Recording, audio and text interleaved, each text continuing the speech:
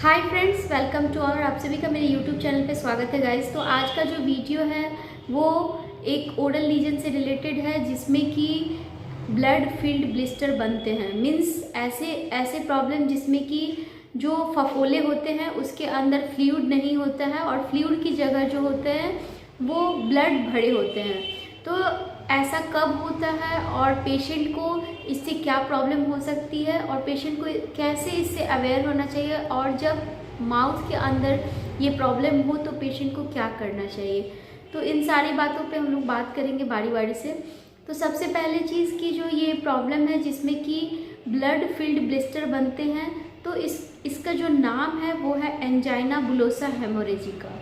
और ये वीडियो जो है मैं इसलिए बना रही हूँ कि मेरे एक व्यूअर ने मुझे अपना फ़ोटो भेजा था और उनको ये प्रॉब्लम लगभग 12 साल से था और जो कि डायग्नोस नहीं हो पाया था कि प्रॉब्लम है क्या। उसके बाद जब पेशेंट का जब हिस्ट्री इसमें जब देखेंगे आप कि ऐसे पेशेंट जिनको कि ब्लड फील्ड ब्लिस्टर बनते हैं ओरल कैविटी के अंदर, और जो साइट होता है पेशेंट के माउथ के अंदर वो मोस्टली जो होता है या तो पैलेट रीजन होता है या फिर आपका टंग। इन दो जगहों पे मोस्ट कॉमनली ये पाया जाता है। और ओरल कैविटी में ये कहीं और प्लेस पे भी हो सकता है, बट मोस्ट कॉमन प्लेस जो है वो उसका पैलेट है और जो टंग है वो होता है। तो पेशेंट जो है इसमें कई बार क्या होता है कि ये सिस्टेमिक डिजीज से एसोसिएटेड होते हैं। सिस्टेमिक डिजीज़ मतलब ऐसे पेशेंट जिनको कि या तो ब्लड प्रेशर की प्रॉब्लम हो, मीन्स या तो वो हाइपरटेंसिव हो, या फिर पेशेंट डायबिटीज़ से एसोसिएटेड हो, या कई बार ऐसा देखा गया है कि जो अस्थमैटिक पेशेंट होते हैं, मीन्स जिनको कि अस्थमा है और वो इन्हेलर का उपयोग करते हैं, मीन्स जो स्टेरॉयड कॉर्टिकोस्टेरॉयड इन्हेलर का उपयोग करते हैं। तो ऐसे पेशेंट्स के पैलेटल रीजन में जो तालू का सतह है वहाँ पे जो ये ब्लिस्टर्स हैं वो बनते हैं। तो ये ब्लिस्टर का जो साइज़ है वो बिग साइज़ का भी हो सकता है, छोटे साइज़ का भी हो सकता है, जैसा कि आप फोटो में देख रहे हैं। तो ये जो ब्लिस्टर है ये कुछ ही घंटे इंटैक्ट होते हैं और 6 to 7 आवर्स के बाद ये फूट जाते हैं। कुछ ही घंटों में ये फूट जाते हैं और यहाँ से जो है जो ब्लड फील्ड था कैविटी के अंदर वो बाहर आ जाता है और धीरे धीरे जो सतह है वो इरोडेड हो जाता है। जब ये सरफेस इरोडेड हो जाता है तो पेशेंट को थोड़ा सा बर्निंग सेंसेशन फील होता है, मीन्स तब जाके पेशेंट को थोड़ी सी प्रॉब्लम होती है। अदरवाइज ये ब्लिस्टर बनने से उन्हें कोई प्रॉब्लम पेन नहीं होता है।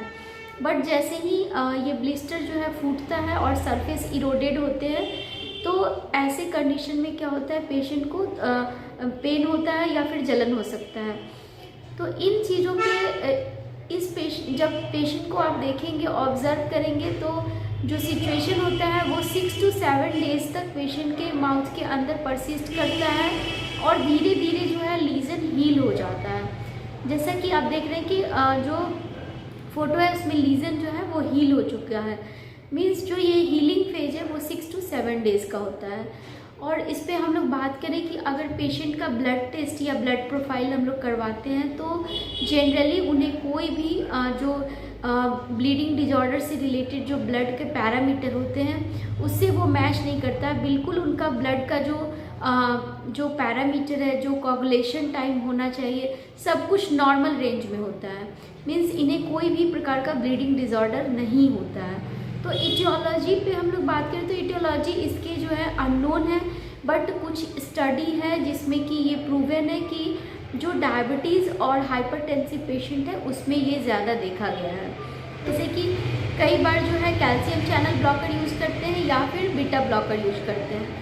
तो एक लंबे समय से यूज करने के कारण जो हो सकता है कि उनकी जो वहाँ पे जो वेन्स है या फिर जो ब्लड वेसल्स है वो वाइडन हो गई हो, और इस प्रकार से वहाँ पे जो है जो एपिथेलियम और जो कनेक्टिव टिश्यू है, मीन्स जो ऊपर की सतह है और जो नीचे की सतह है उसके बीच में जो है ब्लड आके रिश्ता है। और यहाँ पे एक चीज़ है, जब इसको माइक्रोस्कोपिक स्टडी किया जाता है तो वहाँ पे देखा जाता है जो स्किन को एक लेयर के बाद जो दूसरी लेयर होती है और वो दोनों लेयर आपस में जुड़े होते हैं वो पॉइंट वीक होता है। मीन्स जो कोहेशन होता है सेल का वो वीक होता है, जिसके कारण से वहाँ पे ब्लड इकट्ठा होते हैं। तो ये जो वीक होता है ये रिजेंबल करता है जो बीमारी से, उसका नाम है आपको जैसे कि पैम्फिगोइड से ये रिजेंबल करता है, जो इसका माइक्रोस्कोपिक स्टडी है। बट जब इसका इम्यूनोफ्लोरेसेंस टेस्ट करवाया जाता है पेशेंट का तो वो निगेटिव आता है।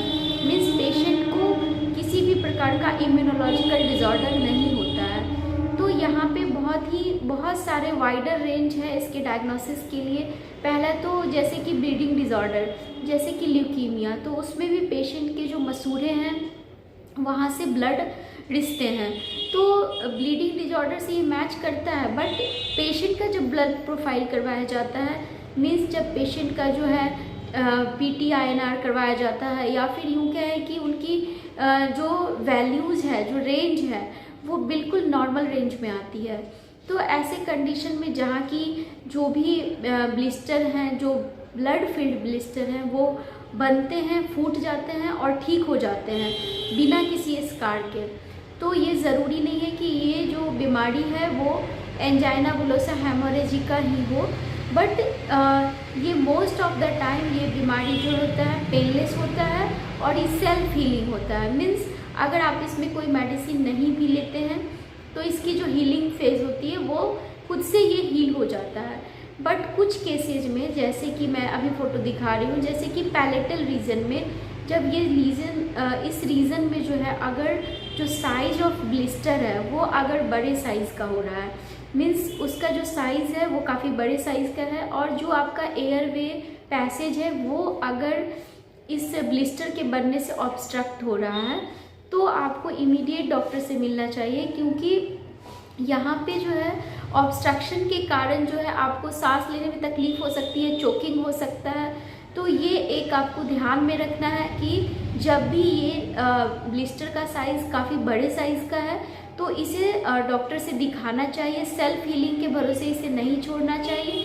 प्लस सेकेंडरी इन्फेक्शन को रोकने के लिए जो कुछ मेडिसिन है वो डॉक्टर के द्वारा चलाया जाएगा आपको। तो यहाँ पे इन चीज़ों का ही आपको ध्यान रखना है। तो उम्मीद करती हूँ कि ये वीडियो आपके लिए हेल्पफुल रहा होगा। Thank you so much for watching, and if you like please share and subscribe my channel. Thank you.